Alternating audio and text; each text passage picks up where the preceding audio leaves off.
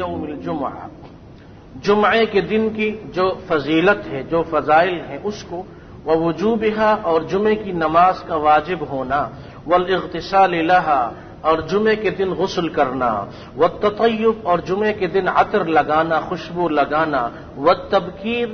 والتبکیر الیہا اور جمعہ پڑھنے کے لیے پہلے وقت میں جانا،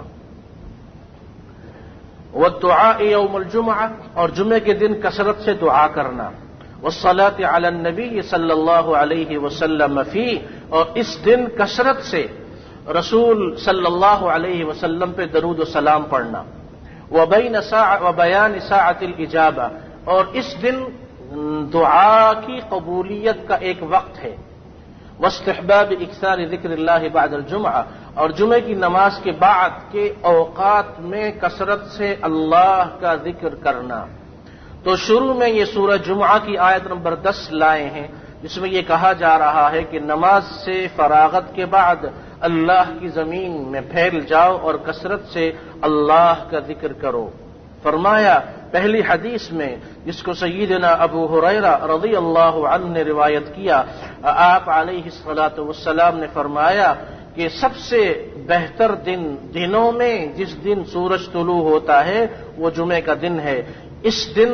آدم علیہ السلام کو پیدا کیا گیا اور اس دن ان کو جنت میں داخل کیا گیا اور اسی دن ان کو زمین پر بھیجا گیا،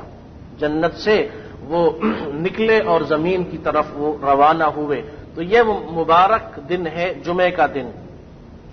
اور فرمایا دوسری حدیث میں کہ جس نے اچھے طریقے پہ وضو کیا اور پھر وہ جمعہ پڑھنے مسجد گیا اور خاموش رہا اور ادب سے بیٹھا رہا، فاستمع وانصت سنا اور خاموش رہا، تو غفر له ما بینه وبین الجمعة وزیادة 3 ایام، ایک ہفتہ اور 3 دن 10 دن کے گناہ اللہ تعالی اس کے معاف کر دیتا ہے۔ ما بینہ وبین الجمعہ، اس کے اور جمعے یعنی آنے والے جمعے کے درمیان جتنے گناہ ہوں پیشگی معافی اس کے لیے ہو جاتی ہے۔ اور بعض علماء نے فرمایا کہ اس سے مراد گزشتہ ہفتے کے گناہ ہے، وزیادۃ 3 ایام، 3 دن اور ساتھ اضافہ کر لو، 10 دن یہ گناہ معاف ہو جاتے ہیں، صغیرہ گناہ۔ ومن مس الحصى فقد لغى، جس نے جمعے کے دن مسجد میں بیٹھ کر فضول کام کیا اس نے اپنا جمعہ ضائع کیا، یعنی فضول باتیں کرنا یا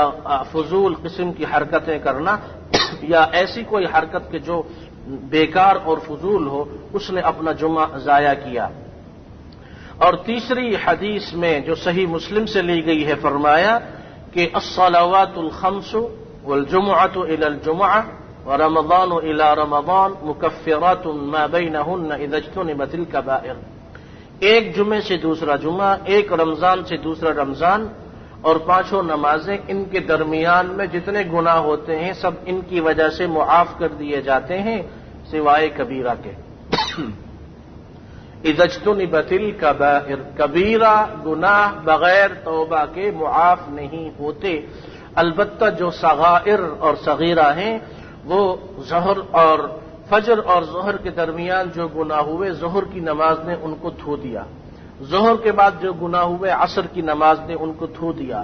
عصر کے بعد جو گناہ ہوئے مغرب کی نماز نے ان کو دھو دیا، مغرب کے بعد جو گناہ ہوئے عشاء کی نماز نے ان کو دھو دیا، رات میں جو گناہ ہوئے فجر کی نماز نے ان کو دھو دیا۔ اذا اجتنبت الکبائر،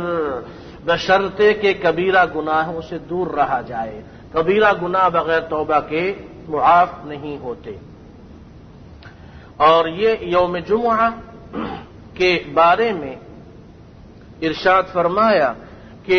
وہ لوگ جو بغیر عذر کے جمعہ چھوڑ دیتے ہیں، فرمایا کہ وہ باز آ جائیں ورنہ ان کے دلوں پہ مہر لگ جائے گی اور وہ غافلین میں شمار کیے جائیں گے۔ لَيَنْتَهِيَنَّ أَقْوَامٌ عَنْ وَدْعِهِمُ الْجُمُعَاتِ أَوْ لَيَخْتِمَنَّ اللَّهُ عَلَى قُلُوبِهِمْ ثُمَّ لَيَكُونَنَّ مِنَ الْغَافِلِينَ۔ اور دوسری صحیح احادیث میں یہ مضمون وارد ہے کہ جو 3 جمعے مسلسل چھوڑ دے اس کے دل پہ مہر لگ جاتی ہے، اور بعض روایات میں یہ بتایا گیا کہ اس کو نفاق، منافقت کی بیماری لگ جاتی ہے جو 3 جمعے مسلسل چھوڑے۔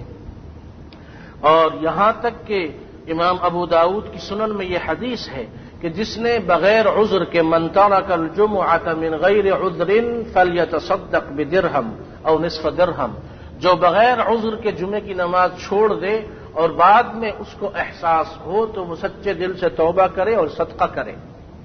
اور جو بغیر عذر کے چھوڑ دیں اور توبہ بھی نہ کریں تو فرمایا کہ ان کے دلوں پہ مہر لگا دی جائے گی اور پھر ان کو غافلین میں شمار کیا جائے گا۔